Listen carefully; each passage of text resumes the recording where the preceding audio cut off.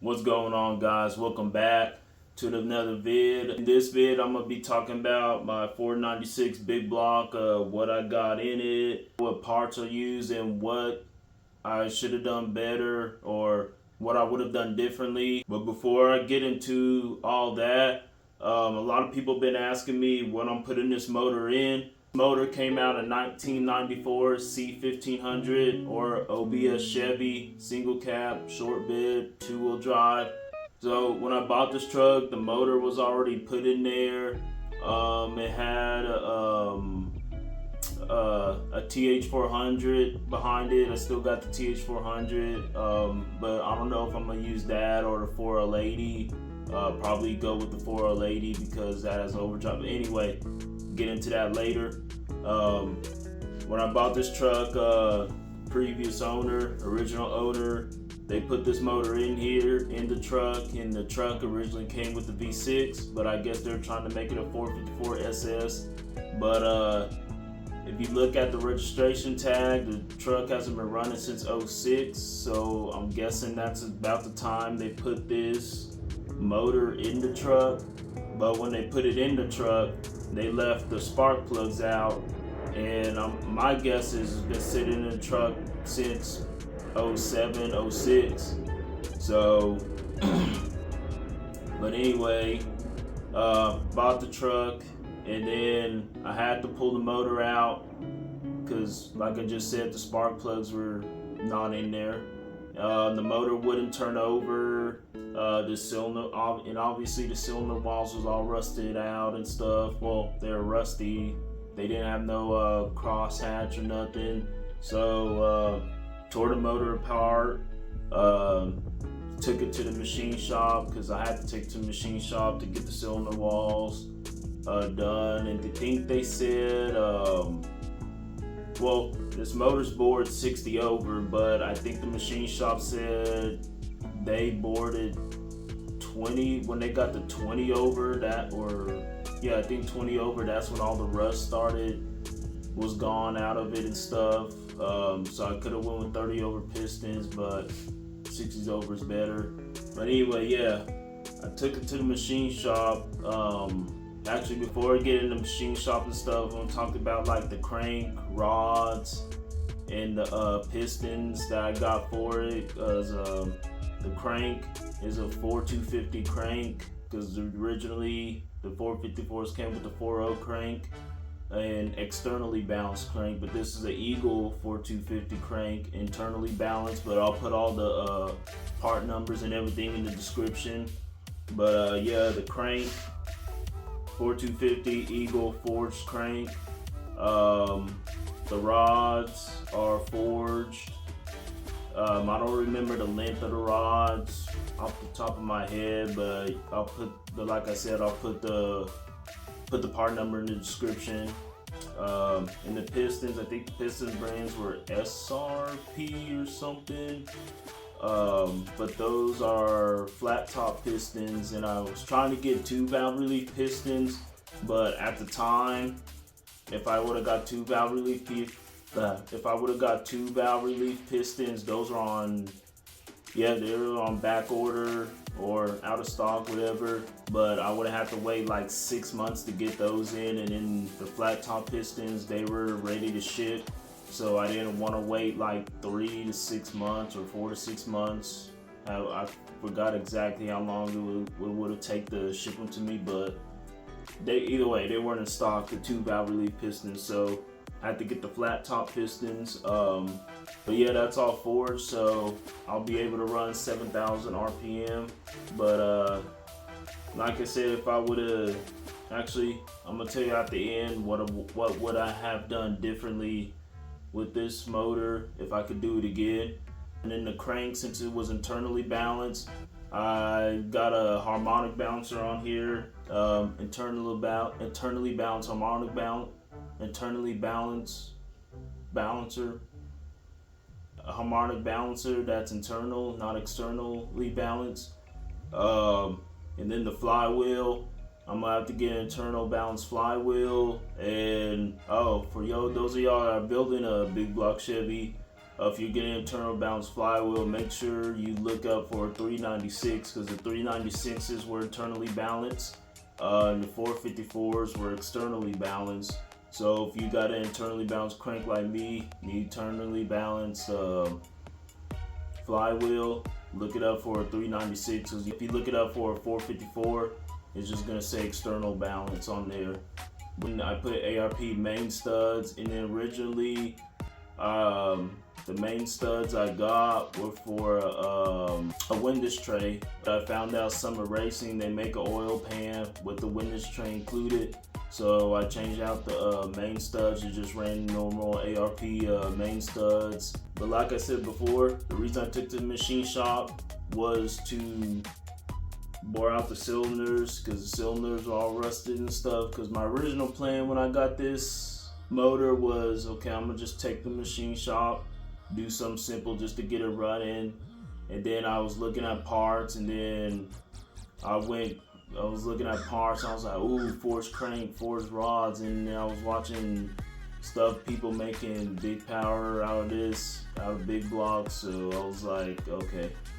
But anyway, I went out of hand, and then I bought everything forged, ARP, and all this stuff isn't cheap. I'm doing to it, that's why it's taking me a minute to get this motor done.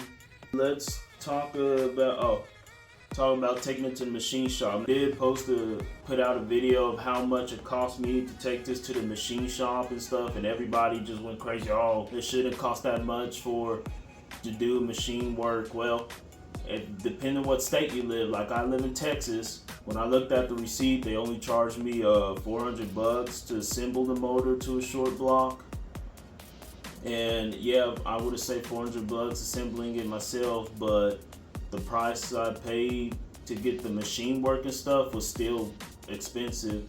And plus another thing, the reason they wanted to assemble it to a short block or let them assemble it to a short block is because they don't do a whole lot of big block Chevys and small block Chevys and big block Ford stuff, because they mostly do LS motors and race motors. That's mostly what they do at this shop. So he was trying to get rid of, like, he had some main bearings and rod bearings left over from previous years of building big blocks for customers.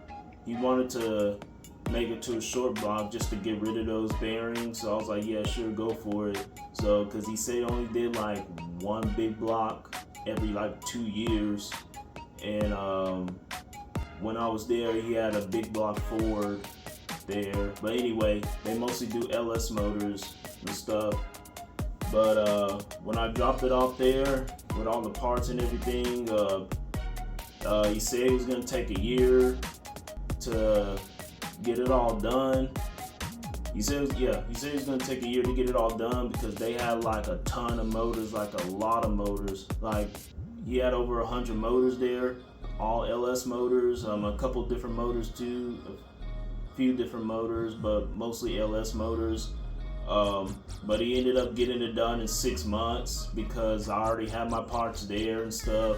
So those of y'all that want to go to the machine shop, it's gonna take a minute. Well, like I said, depending on what area you live. Because like I said, I live in Texas, and everybody in Texas wants a high horsepower motor, mostly LS.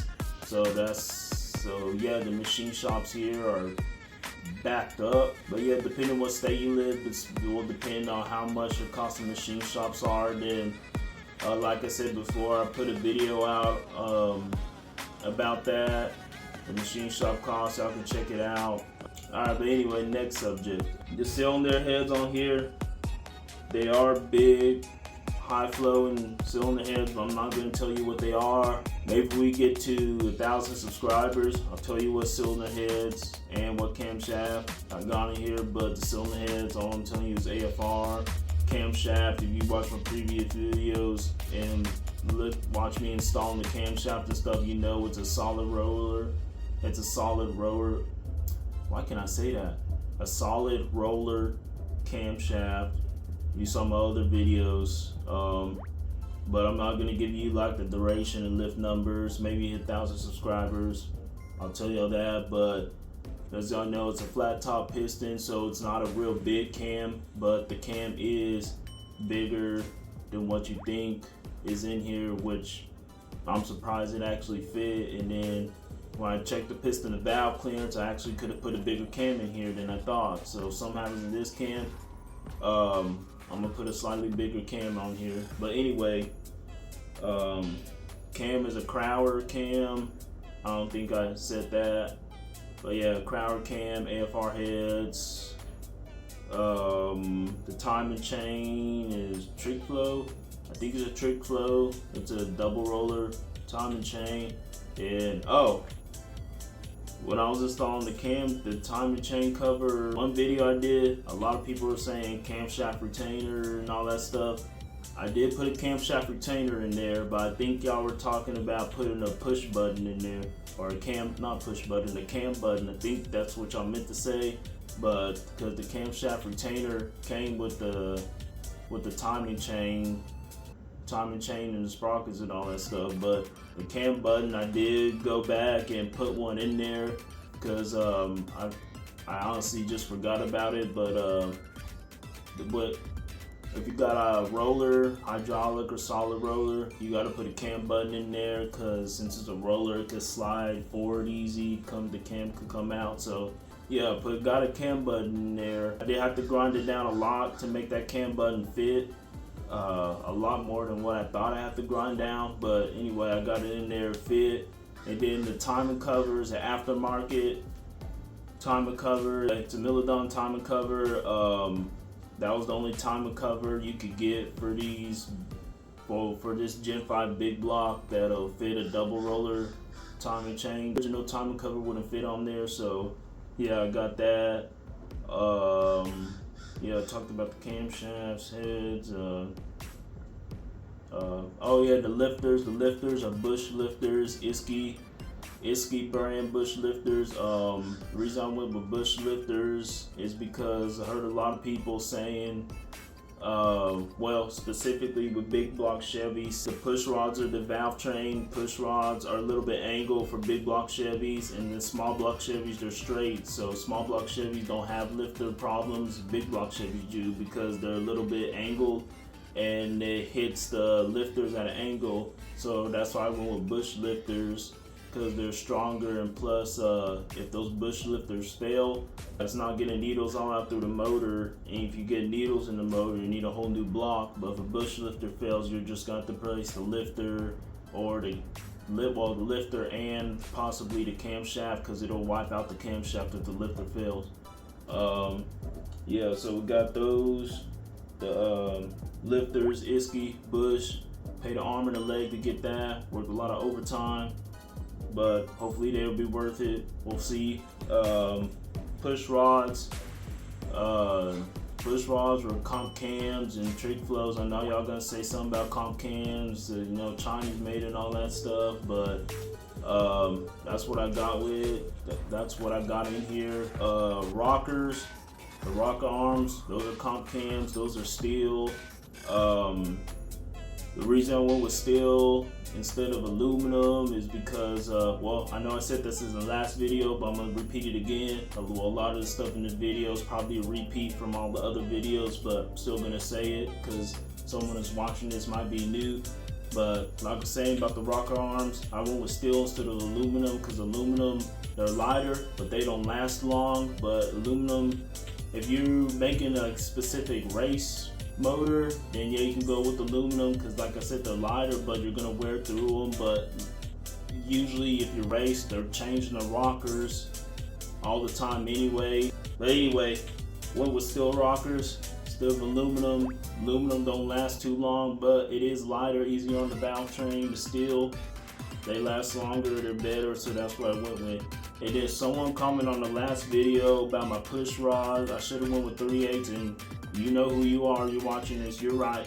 I should have went with 3/8 push rods, but I'm gonna roll with these right now, because when I get the motor running and driving, I'm not planning on running it hard or anything, but whenever I add boost or nitrous or whatever to this, then I'll for sure upgrade to 3/8 push rods. Oh, that's another thing. I didn't tell y'all, but the rings in here gap for boost and nitrous. I'm not sure how much they gapped it to, but yeah, they're gap for boost and nitrous. So I'm not too sure what I'm gonna do about that, because I do want to put boost, but I don't want to go with the Pro Charger because I want to go with turbos, but there's not a lot of companies that make turbo headers for big block Chevys. I found one company that looked pretty good, but I don't know. Then again, I might have to make my own turbo headers, which I don't mind doing. I probably might have to do that. But anyway, that's a whole nother vid. Yeah. So see, talked about lifters, push rods, rockers. Oh, got stud girdles on here because it's a solid roller. Now the block should be capable of 1200 horsepower since I got all the forged internals. Now the motor is not making 1200 horsepower with this cam. The block is capable of 1200 horsepower. People were saying like, oh, big block Chevys with flat top pistons can only make max 550 horses or whatever, but that also depends on what RPMs you're running and what cylinder heads too. So, because these cylinder heads are real good flowing cylinder heads I got on here. And plus, like I said, this camshaft in here is a little bit bigger than what people think with these flat top pistons. And like I said, I could have even gone with the bigger cam, but and plus this motor can rev up to 7,000 RPM. So 7,000 RPM, which I probably won't rev it there, no, not at first. It should, I think it should make like at least 580, 600. Now like at 6,000 RPM, okay, maybe for sure 550, 580 or whatever, but we'll see. I'm putting a 4L80. Yeah, I'll probably put the 4L80 behind there. I know I've been saying in the last videos, I really don't want to put the TH400 because this truck isn't going to be a race truck. Even though I got forged internals and the harmonic balancer is SFI approval, but it's still not a race truck. But yeah, the 4L80 has overdrive. That's one of the reasons I want to go with the 4L80. But the only bad thing about the 4L80 is the 4L80s, if y'all don't know, 4L80s take a lot of power out the motor. That's the only downside. And then to make up for that loss, you gotta have like a good torque converter and a good gear ratio in your diff. But yeah, I'll figure that out when I get to that point. Now, as you can see, I still gotta get the in-tank for it, the in-tank and the accessory drive. I'm gonna go with the Holley mid-mount kit. Got the timing chain pointer. Oh yeah, and the harmonic balancer. It's a 7-inch harmonic balancer, and then I got this timing chain pointer on here. I can't think of the brand of it right now. I'll put it up in the vid. It's good for a 6 to 8 inch size harmonic balancer. Yeah, this is a 7-inch and it clears good, but I'll show y'all that. What I would have done differently for this motor is first of all, I should have got a die grinder and then cleaned all this these oil galleys and these rough spots on the motor. That's what I should have did to help oil flow through the block a little bit better, but I don't think big blocks have oil flow problems. I know Pontiacs, the small block Pontiacs, those have oil flow problems. I don't think big block Chevys have oil flow problems. They got problems with windage, big block Chevys, but yeah, the Pontiacs, in case I didn't know, a small block for a Pontiac is different than a small block for a Chevy. They look identical, but they're a little bit different. But anyway, I'm not talking about Pontiac small blocks. That's for a whole nother video. The next thing I would have done different, this will probably be the last thing, is pistons. If I would have built a big block again, I would have definitely went with 2 valve relief pistons so I could put a much bigger camshaft in here. But like I said, when I was ordering parts, they would have taken like 4 to 6 months just to ship them, and I couldn't wait for that. When I bought pistons for this, originally I was gonna go with stroke it out to a 505 and get 100 over pistons, but when I took it to the machine shop, they said, yeah, for this year big block, the 100 over pistons are too big, because the cylinder walls would be too thin on here, and I'm admit I didn't know that. So they were saying, yeah, if you were like pushing this motor 7,000 RPM, 6 or anything over 5,000 RPM constantly, them cylinder walls are gonna collapse because they're gonna be too thin for those 100 over pistons. So, but yeah, so I went with the 60 over pistons, but I got a video about that also. Oh, and also this for the head studs, as you can see, they're ARP. For those that are looking, want to know the difference between head studs and head bolts. Head studs, if you're planning on running nitrous, boost, definitely get head studs. And then if you're planning on running like an all motor, if you're planning on running NA, you can get head bolts. You still can get head studs running NA.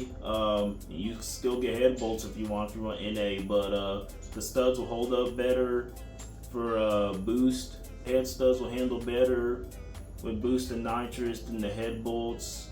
But yeah, that's up to you, just your choice. But I went with the head studs because head studs are better for boost and nitrous. And then if you're running an NA motor, you can use head bolts.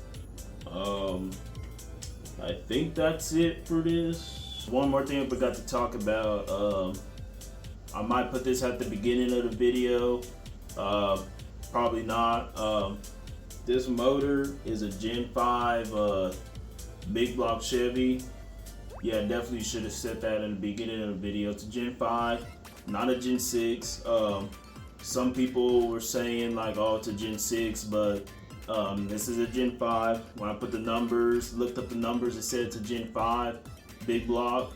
Another way you could tell is there's a spot on the block where you could put a mechanical fuel pump, and the Gen 6s did not have a mechanical fuel pump. The only thing that's throwing me off about this motor was when I was ordering the timing cover, it had a Gen 6 timing cover. It has a Gen 6 timing cover pattern, but it's a Gen 5 Big Block Chevy, which just throw me off because, like I said, the Gen 6 did not come with mechanical fuel pumps. And also, this originally had the peanut port heads on here. Gen 5s had the peanut port, Gen 6s did not have the peanut port. Gen 5 was the only year that had the horrible peanut port, awful flowing cylinder heads. But yeah, that's the only thing that threw me off, is that the Gen 6 timing cover. The only thing I can think of is this Big Block was a crate motor, and then they just upgraded to the Gen 6 timing cover pattern. That's the only thing I can think of.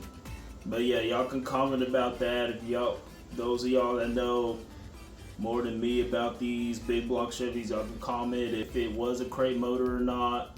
But that's the only thing I can think of, is it was a crate motor, and then they just put the Gen 6 timing cover bolt pattern. Make sure y'all comment, like, subscribe, and I'll catch y'all on the next vid. Thanks for watching.